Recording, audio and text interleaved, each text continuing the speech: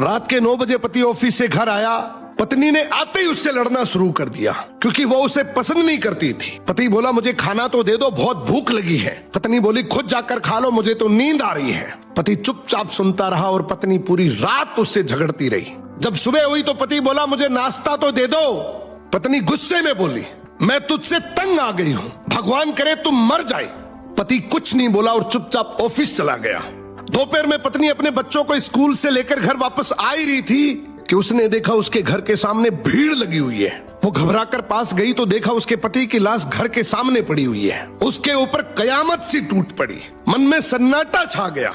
लोग आपस में बात कर रहे थे कि कार से उसका एक्सीडेंट हुआ है। पत्नी जोर जोर से चीखने लगी और चिल्लाने लगी कि संजय उठ जाओ, अब मैं तुमसे कभी नहीं लड़ूंगी, तुम्हें कभी कुछ नहीं कहूंगी, मुझे कुछ नहीं चाहिए। उठो संजू, तुम्हें भूख लगी थी ना, चलो मैं खाना देती हूँ, मुझे छोड़कर मत जाओ, उठ जाओ।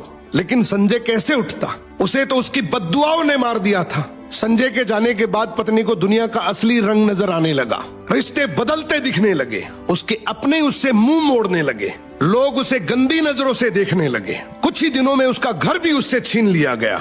जो हिस्सा उसका बनता था ससुराल वालों ने उसे दे दिया। पति के मरने के बाद पत्नी को एहसास हुआ पति जैसा भी हो, चाहे पसंद का हो या नापसंद का, लेकिन वो औरत के सर का ताज होता है। अगर इस बात से सहमत हो तो कमेंट में यस टाइप करें। क्या बात है।